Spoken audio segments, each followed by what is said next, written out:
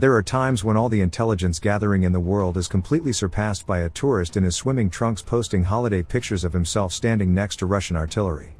Ukrainian Defense Ministry tweeted, "Maybe we are being too hard on Russian tourists.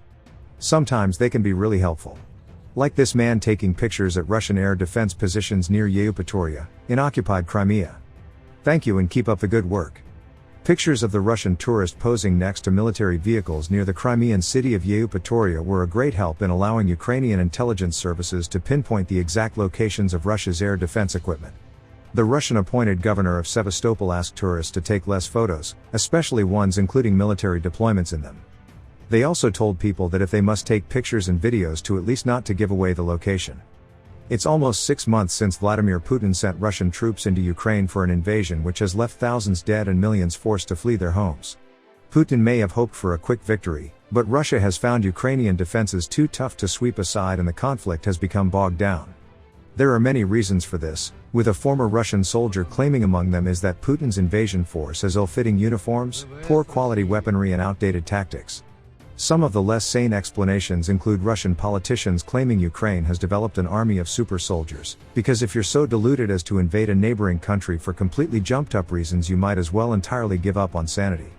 One of the key reasons is because the Ukrainian military has done such a good job on the information warfare front, able to pinpoint Russian troops and vehicles to know where the enemy is. Even before the information, the whole world knew about the buildup of Russian troops on the Ukrainian border, making Putin's invasion plans clear to all. Since the very beginning of the invasion, Putin has overestimated Russia's military capabilities and underestimated what Ukraine can do to stop him. High-profile blunders like Russian troops accidentally turning their flamethrowers on their own side probably haven't helped Putin's invasion either. Here's hoping Putin's failure to conquer Ukraine, helped in small part by a bloke in his swimming trunks posting holiday pictures, continues to be the case.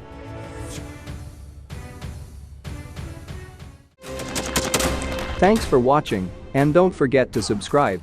Also, if you want to support Warthog Defense, please become our member and get early access to new videos, exclusive members-only videos, and become administrator in comment section. The membership link is in the description.